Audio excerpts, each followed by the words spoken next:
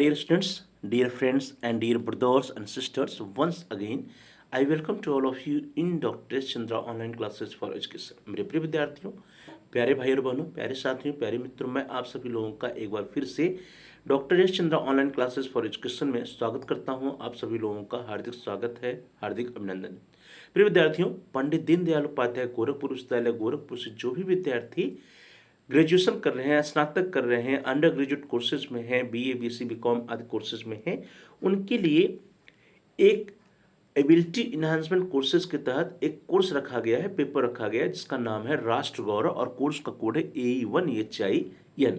Dear students, AE1HIN जो ये course है या पेपर है, इसका जो एग्ज़ाम हुआ है और सेमेस्टर के लिए वो 24 दिसंबर 2024 को हुआ है।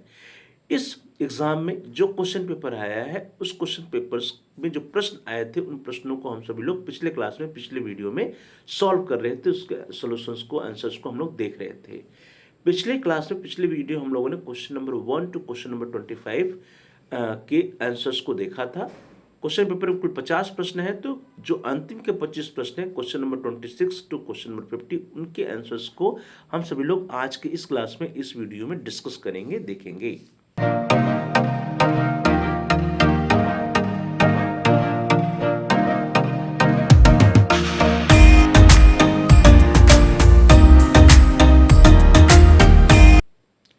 डियर स्टूडेंट्स, देखिए आपकी स्क्रीन पे क्वेश्चन पेपर आ गया। क्वेश्चन नंबर 26, प्रश्न संख्या 26। प्रश्न है, भारत कला भवन कहाँ स्थित है? भारत कला भवन कहाँ स्थित है? आपके विकल्प हैं भोपाल में, पटना में, प्रयागराज में या सारनाथ में। तो प्रिय विद्यार्थी, जो भारत कला भवन है, यह वाराणसी में काशी हिंदू विश्वविद्यालय के प्रांगण में स्थित है। और यह जो है, जो भारत कला भवन है, यह एक अनूठा चित्रशाला है, संग्रहालय है। तो इस तरह से यहाँ पे जो चारों विकल्प दिए गए हैं, उन उन चारों विकल्प में से भोपाल, पटना, प्रयागराज में से जो डी ऑप्शन है Sarnath, it is the right option. Bharat कला भवन कहाँ है? वाराणसी के काशी हिंदू विश्वविद्यालय के प्रांगण में। तो डी ऑप्शन जो सारनाथ है, it is the right option, Sarnath. अगला प्रश्न आपकी स्क्रीन पर क्वेश्चन नंबर 27, प्रश्न संख्या 27। प्रश्न है, शारदा सिन्हा किस कला से संबंधित हैं? आपके विकल्प है लोक संगीत, चित्रकला, लोक नृत्य या अभिनय। तो डियर स्टूडेंट्स, शारदा सिन्हा जी का नाम आप सभी लोगों ने सुना होगा। जो शारदा सिन्हा जी है, वो किस कला से संबंधित है? शारदा सिन्हा जी जो है वो लोक संगीत से संबंधित थी। तो इस तरह से यहाँ पे जो ए ऑप्शन है, ए option is the right option. अगला प्रश्न, प्रश्न संख्या 28, एम.एफ. हुसैन किस कला से संबंधित हैं? आपके विकल्प हैं संगीत, अभिनय, चित्रकला या कोई नहीं। तो डियर स्टूडेंट्स, जो एम.एफ. हुसैन जी का नाम है वो किसके साथ आता है? चित्रकला के साथ, पेंटिंग के साथ आता है। तो जो सी ऑप्शन है यहाँ पे, C option is the right option, चित्रकला। अगला प्रश्न आपकी स्क्रीन पर आ रहा है क्वेश्चन नंबर 29, प्रश्न संख्या 29। प्रश्न है, कौन सी कला दृश्यगत नहीं होती है? विकल्प है आपके चित्रकला, मूर्तिकला, संगीत या स्थापत्य कला। तो प्रिय विद्यार्थियों, दृश्यगत नहीं होती है। कौन सी कला दृश्यगत नहीं होती? मीन्स जो दिखाई नहीं देती है लेकिन वो कला होती है। तो चित्रकला दिखाई देती है, मूर्तिकला दिखाई देती है, स्थापत्य कला दिखाई देती है। संगीत जो है, म्यूजिक जो है, हमको दिखती नहीं बल्कि हम उसको सुनते हैं। ठीक है, तो इस तरह से जो सी ऑप्शन है यहाँ पे, C option is right option, संगीत। अगला प्रश्न आपके स्क्रीन पर क्वेश्चन नंबर 30, प्रश्न संख्या 30। प्रश्न है, अमृता शेरगिल क्या थी? ऑप्शन है आपके अभिनेत्री, चित्रकार, कवित्री या गायिका। तो प्रिय विद्यार्थी, जो अमृता शेरगिल थी वो क्या थी? एक मशहूर भारतीय चित्रकार थी। तो यहाँ पे जो बी ऑप्शन है, B option is the right option, Amrita Shergil चित्रकार थी। अगला प्रश्न, प्रश्न संख्या 31, क्वेश्चन नंबर 31 या प्रश्न संख्या 31। प्रश्न है, चौक पूर्णा कहाँ की लोक कला है? ऑप्शन है आपके उत्तर प्रदेश, बिहार, उड़ीसा या केरल। तो प्रिय विद्यार्थियों, चौक पूर्णा कहाँ की लोक कला है? हम लोगों के यहाँ चौक पूरा जाता है। तो इस तरह से जो चौक पूर्णा कला है वो कहाँ की है? उत्तर प्रदेश की है। तो A option is the right option, चौक पूर्णा जो है वो उत्तर प्रदेश की लोक कला है। अगला प्रश्न है प्रश्न संख्या 32।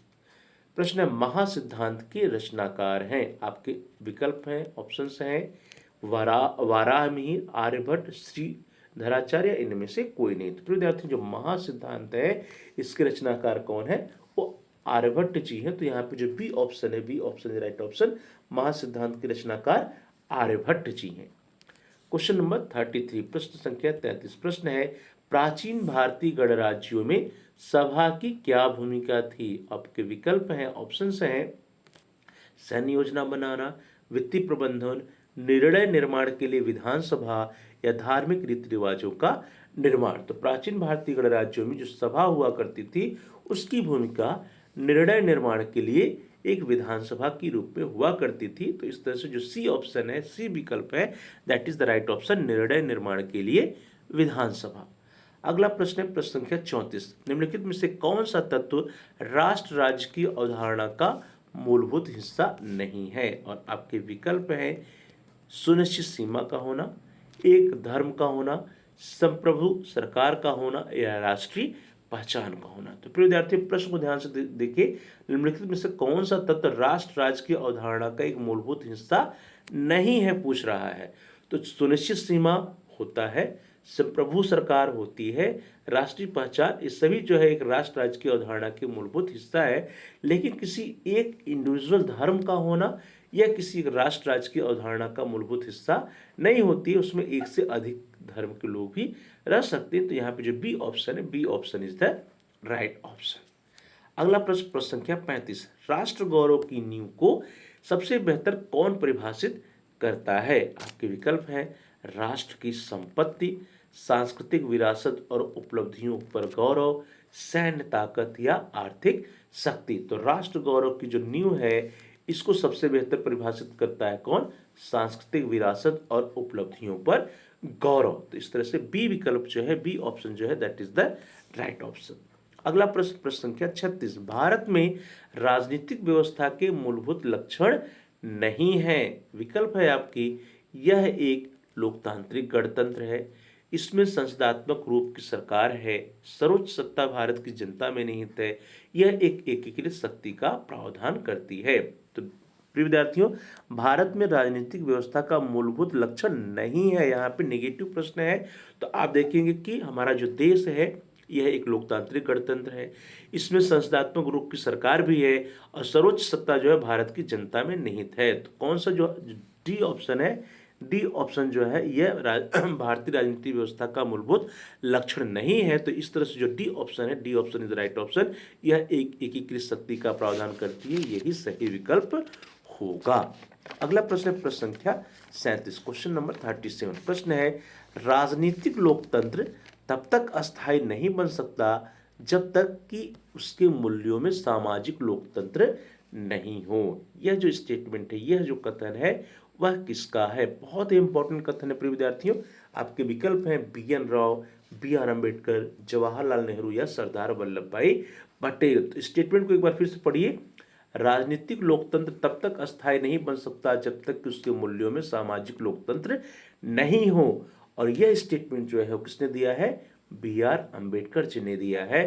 तो इस तरह से जो बी ऑप्शन है, B option is the right option, सही विकल्प जो है वो क्या है? बी.आर. अम्बेडकर, बी विकल्प। अगला प्रश्न है प्रश्न संख्या 38, संस्कृत साहित्य का प्रथम महाकाव्य है। आपके विकल्प हैं रामायण, महाभारत, रघुवंश या रामचरितमानस। तो प्रिय विद्यार्थियों, जो संस्कृत साहित्य का प्रथम महाकाव्य जिसे माना जाता है वह वाल्मीकि जी द्वारा रचित कौन सा है? रामायण। महर्षि वाल्मीकि जी ने जो रामायण की रचना की है उसी को संस्कृत साहित्य का प्रथम महाकाव्य माना जाता है। तो यहाँ पे ए विकल्प जो है, ए विकल्प या A option Ramayan, that is the right option, वही सही विकल्प है। अगला प्रश्न है प्रश्न संख्या 39, आत्मा के विषय में विचार करने वाला ग्रंथ है। रामायण है, उपनिषद है, अर्थशास्त्र है या महाभारत है। तो प्रिय विद्यार्थियों, जो आत्मा के विषय में विचार करता है वह जो ग्रंथ है वो कौन सा है? हमारा उपनिषद है। तो B option is the right option, आत्मा के विषय में विचार करने वाला ग्रंथ उपनिषद है।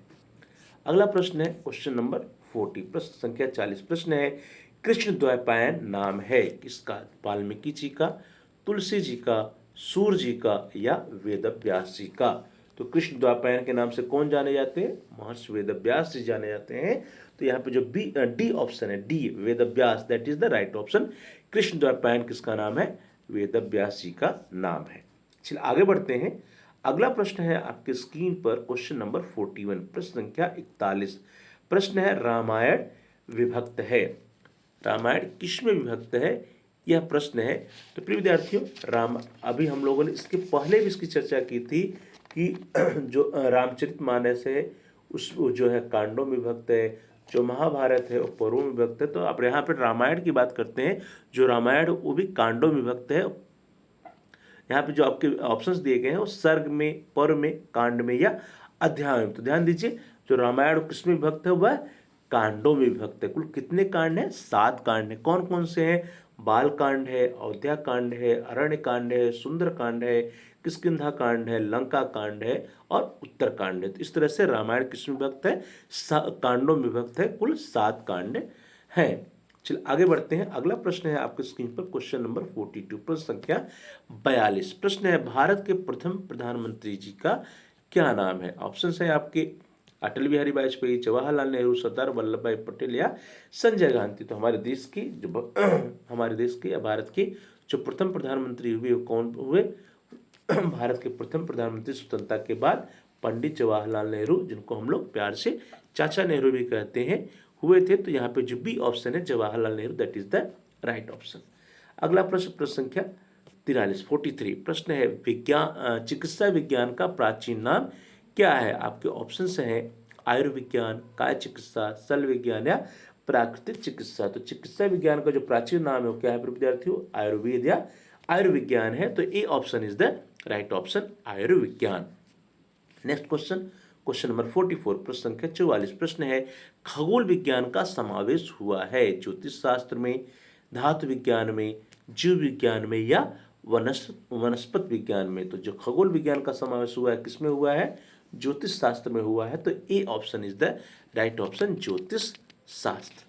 अगला प्रश्न, क्वेश्चन नंबर 45, प्रश्न संख्या 45। प्रश्न है समता के साथ संपन्नता की बात करने वाले हैं।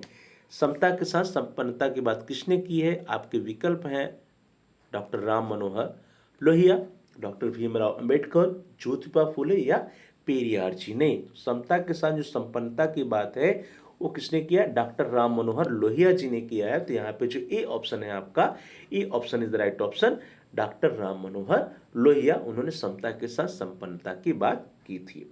अगला प्रश्न है प्रश्न संख्या 46, क्वेश्चन नंबर 43। प्रश्न है दशमलव प्रणाली का महत्वपूर्ण योगदान था वर्गमूल निकालना, 10 अंकों की संख्या प्रणाली की खोज, शून्य का प्रयोग गणना या असंख्य संख्याओं का सृजन। तो यहाँ पे दशमलव प्रणाली का जो मुख्य योगदान है उसमें क्या है कि जो शून्य है, शून्य का भी यूज हो गया जब हम दशमलव की बात करते हैं। जब दशमलव का प्रयोग करते हैं जो जीरो है उसका भी प्रयोग स्टार्ट हो जाता है गणना में। तो यहाँ पे जो सी ऑप्शन है, C option is right option, शून्य का प्रयोग गणना में। अगला प्रश्न है प्रश्न संख्या 47, क्वेश्चन नंबर 47। प्रश्न है 10 गीतिका में आर्यभट्ट बताते हैं केवल पृथ्वी के बारे में पृथ्वी का व्यास, केवल सूर्य का व्यास, केवल चंद्र का व्यास है पृथ्वी, सूर्य और चंद्र का व्यास। तो विद्यार्थियों जो 10 गीतिका है वह आर्यभट्ट जी द्वारा रचित है और इसमें उन्होंने पृथ्वी, सूर्य और चंद्र तीनों के व्यास के बारे में बताया है। तो इस तरह से यहाँ पे जो डी ऑप्शन है, D option is right option, D option सही है, पृथ्वी, सूर्य और चंद्र का व्यास। अगला प्रश्न प्रश्न संख्या 48, मिश्र धातु है सोना, कांसा, लोहा या पीतल। तो विद्यार्थियों मिश्र धातु या जिसको हम लोग अंग्रेजी में एलॉय भी कहते हैं, तो कौन सा है? सोना नहीं है, लोहा नहीं है, पीतल नहीं, बल्कि जो कांसा है जिसको हम लोग ब्रॉन्ज कहते हैं, यह एक एलॉय है, यह एक मिश्र धातु है। इसमें कॉपर होता है, टीन होता है, जिंक होता है, लेड होता है, निकिल होता है, एंटीमनी, आर्सेनिक, कई धातुएं मिलती हैं, इसलिए इसको मिश्र धातु कहते हैं, कांसा या ब्रोंज को। तो यहाँ पे जो बी ऑप्शन है, B option is the right option. अगला प्रश्न है प्रश्न संख्या 49, क्वेश्चन नंबर 49। प्रश्न है एकात्म मानववाद के प्रणेता हैं। आपके ऑप्शन है, विकल्प है महात्मा गांधी जी, दीनदयाल उपाध्याय जी, जवाहरलाल नेहरू जी या भीमराव अंबेडकर जी। तो एकात्म मानववाद के जो प्रणेता हैं वे कौन है? पंडित दीनदयाल उपाध्याय जी हैं। तो यहाँ पे जो बी विकल्प है, बी ऑप्शन है, that is the right option. अगला प्रश्न प्रश्न संख्या 50, क्वेश्चन नंबर 50। प्रश्न है कर्नाटक संगीत किस क्षेत्र में अधिक प्रचलित है? और आपके विकल्प हैं उत्तर भारत में, पश्चिम भारत में, दक्षिण भारत में या पूर्वोत्तर भारत में। तो प्रिय विद्यार्थियों, जब कर्नाटक संगीत की बात कर रहे हैं तो कर्नाटक कहाँ है? दक्षिण भारत में है। तो इस तरह से जो यहाँ पे सी ऑप्शन है दक्षिण Bharat, that is the right option. Karnataka संगीत जो है दक्षिण भारत में अधिक प्रचलित है।